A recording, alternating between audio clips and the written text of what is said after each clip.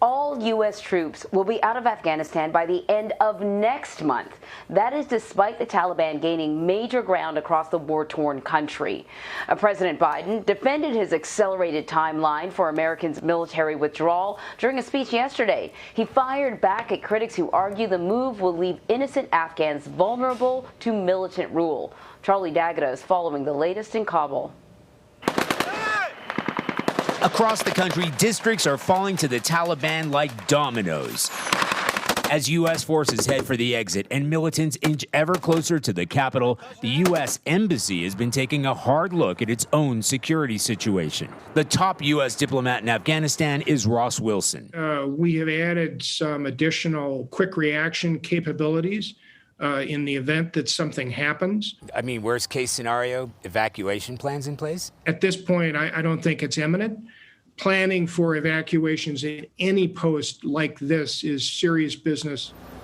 It's only a few short miles from the U.S. Embassy to the airport, but on the streets of Kabul, if it came to an emergency evacuation extracting thousands of staff, the roads are a no-go. The only way is up. Even now, American diplomats shuttle back and forth by helicopter. But what if the compound gets stormed? There's going to be no circumstance where you see people being lifted off the roof of an embassy of the United States from Afghanistan. The Saigon moment the president was referring to, the emergency airlift of Americans from the then capital of Vietnam in 1975. More recently, the storming of the U.S. consulate in Benghazi, Libya, that left 4 Americans dead, including U.S. Ambassador Chris Stevens. No one here believes that moment is imminent, but even tightening the noose around the capital is a concern. We're concerned about Taliban moves to gain control over some of the highways that are important points of supply for our embassy.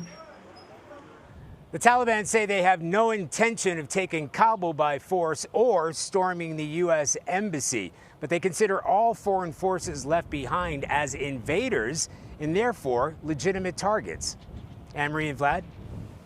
Charlie, thank you very much. So for more on this, let's bring in CBS News Chief White House Correspondent Nancy Cordes. She's joining us from the White House. So, Nancy, we just saw in Charlie's report, the Taliban is gaining ground, posing a major threat to Afghanistan's security. What role will the U.S. and ultimately President Biden play in trying to solidify a peace deal between the Taliban and the Afghan government before this gets worse? A very minor role, Vlad. In fact, the Taliban is already violating promises that it made to the U.S. government that it would secure a peace deal with the Afghan government as a condition for the U.S. pulling out. Well, the Taliban has dragged its heels, and still, as you noted, the U.S. military is almost entirely gone from Afghanistan. So the U.S. is not waiting around to see if that peace deal bears fruit. To the contrary, we've obviously seen the Taliban get more aggressive in recent weeks, picking up more territory, as Charlie just outlined in his report there.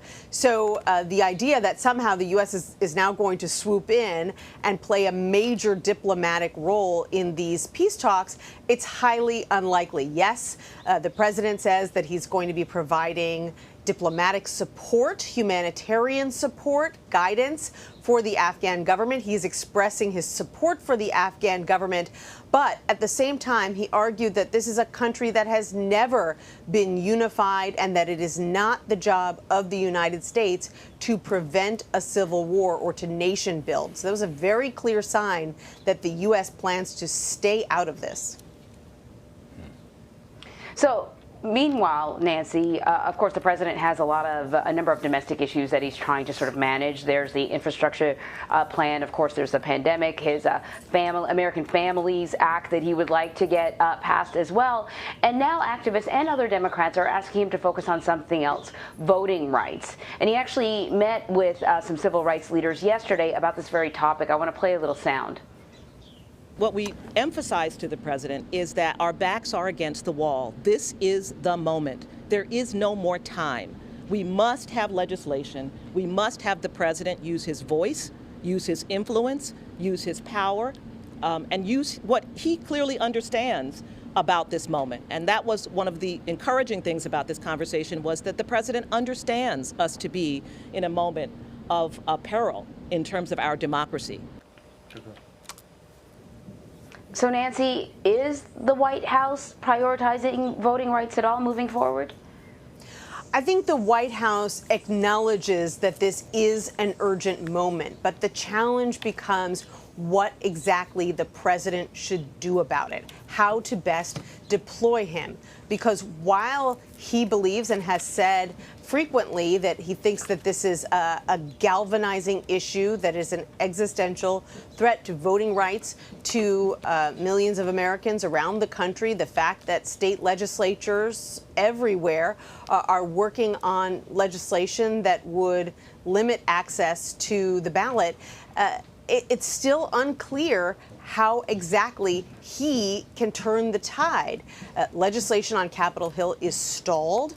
Many advocates argue that at this point, the best approach is to kind of go state by state and making the case in those states that these bills would be a bad idea. So that may be the road ahead for this president. But he's got a lot of things on his plate. He's got a lot of items on his agenda. And so while he has been saying for a few weeks now that he's going to hit the road, he's going to get out there and talk about this issue, we haven't seen that materialize yet. And the White House press secretary was asked yesterday, so when is that going to happen? And she said, it's very important to him. I don't have any plans to reveal to you at this time. So it's clearly something that is still being figured out, even though everyone here will argue to you that it's a very big deal for them. And Nancy, they also address police reform as lawmakers try and reach a bipartisan deal. What can you tell us about those discussions? Those discussions are dragging along. It hasn't helped that Congress has been out of session for the past couple of weeks for the July 4th recess. So, normally you won't see much getting done when the lawmakers aren't here. Before they left, the key negotiators, Tim Scott, Republican senator from South Carolina, Karen Bass, Democratic congresswoman from California, they said that they were making progress and that they had actually reached an agreement on a framework.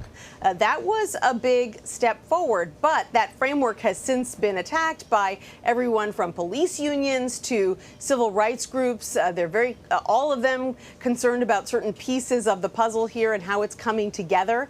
That is not unusual. That's why you typically see lawmakers want to get this part of the process done as quickly as possible, because they know that opposition will only mount the longer that this drags on, and that's what we're seeing right now. So I don't think that anyone feels that this is a done deal by any means. There are a lot of details still to be worked out. So before we let you go, President Biden is expected to sign an executive order promoting competition in the U.S. economy. It's a little bit vague, but I presume the aim is supposed to be, lower prices for consumers and hopefully good news for workers. What exactly will the order lay out?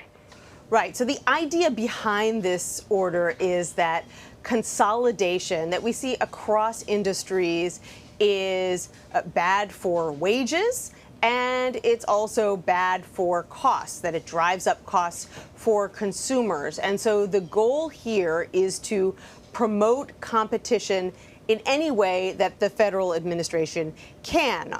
So they are going to be encouraging competition, particularly in agriculture, healthcare, shipping, transportation, technology, with 72 different initiatives spread across 12 agencies. Everything from directing those agencies to promote greater competition in procurement when they grant contracts, to making it easier for Americans to switch banks, to banning high fees when people try to switch internet providers or get out of their internet contracts, allowing hearing aids to be sold over the counter, which often brings costs down, even making it easier for people to get flight refunds.